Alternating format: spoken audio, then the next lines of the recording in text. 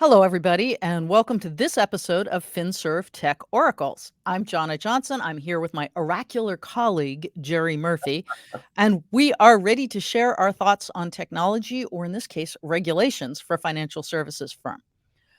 For this episode, Jerry, you wanted to talk about the SEC's new rules requiring registrants to disclose material cybersecurity incidents they experience and disclose on an annual basis any material information regarding their cybersecurity risk management strategy and governance. Jerry, maybe give us a little bit of background on this ruling. When does it kick off? What is it, etc.? Well, this is something that's as a result of a lot of these very public breaches that have happened. The SEC is basically starting to say they're trying to make it with the companies have no wiggle room in reporting any kind of incident at all, because it used to be, oh, well, I didn't know that was reportable. So basically, they're trying to clarify and say any material breach whatsoever is something that you have to report publicly, basically. And not only do you have to report it for yourself, if there's anybody that you're dealing with that has a breach that affects your service, you have to make sure you report that as well. So they're tightening it. Of course, the implications are you could have some huge liabilities here, not just if you have a breach, but if you fail to report it, the SEC could actually fine you for not reporting this information publicly.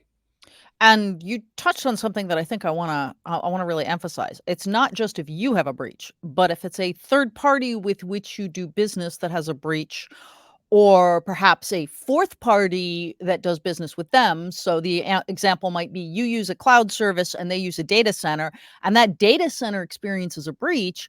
The data center is responsible for telling the cloud provider is responsible for telling you, but if they don't, you're still at fault. And what if that data center is using themselves a third party like Dell SecureWorks to like actually monitor for security stuff, and they didn't bother to tell you about something because there's so many millions of events that happen? Which one is significant enough to tell the data center, who then tells Amazon, who then tells JP Morgan Chase or whoever? I mean, Whoever you happen to be. kind And of a JP Morgan Chase, if you're listening, I really do hope that you've addressed this because as we were parsing this, I realized this is not a small thing, and I think a lot of public companies are underestimating how difficult this is because it requires, number one, knowing what that supply chain is, knowing who's in it, knowing all the humans who are responsible and who they're responsible for updating within your organization. And oh, by the way, educating them on what a material breach is if they aren't public companies and haven't been paying attention. So just as you were saying, Dell SecureWorks is a bad example because Dell's public, so presumably they know. Don't presume. But there are many regional service providers who do that type of thing, especially on the security Exactly. side.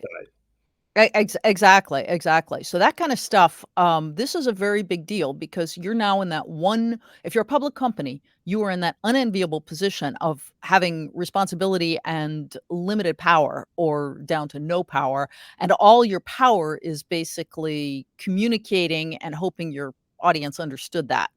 And from our experience, that communications is a very, very weak link in all cybersecurity incident responses. People generally are bad at security. Whenever we do any type of IT analysis of any, Communications, you mean? yeah, it's communications is almost universally the biggest problem almost every company has, and it's that classic: you tell somebody a story, you tell somebody a story, three people removed, the story is completely different. That is a age old problem that hasn't gotten any better with all the technology we have, and the fact that we're going to more software as a service companies universally. I mean, it's amazing. We were dealing with a client who was like, "Oh, we don't do cloud," and then you peel the onion and realize 90% of what they're doing is with Salesforce and people like that. That they're not even thinking about the fact that those are actually cloud services. Exactly. And even if the goodwill is there and the human intentions are there, the technology can mess things up. One of the classic scenarios is you sit down with a senior executive and you say, okay, well, they say, well, we'll call these people. And we say, oh, really? Where is their phone number stored? And they go, oh, SharePoint. Oh, well, guess what? Maybe you don't have access to SharePoint because you just had an incident and you don't have access to this and you don't have access to that. Oh, well, I'll keep it in my personal cell phone. That's really interesting. How is that getting updated? What if that person changed jobs, etcetera? I mean, I know it sounds really basic, but these Right. are the kinds of problems you're going to be wrestling with. And this all kicks off December 15th this year. So if you're listening to this going, holy cannoli, I didn't realize it was quite as draconian. Well, good luck. The next 2 months are gonna be kind of fun. We can help you through some of that because, Jerry and I love to do these, tabletop exercises with senior executives, helping people fire harden their responses and uncover where they have weaknesses, and that is a particular specialty of ours. So, if you're listening and you're feeling a little, disconcerted, go ahead and give us a call. Jerry, what are your recommendations for folks other than that for this week for what people should do? Well, I think the first thing they need to do is probably review what the SEC requirements are, make sure they understand them. Then get with your chief risk officer, your chief information security officer, see whether they're following those policies, understand how you're getting reports of information.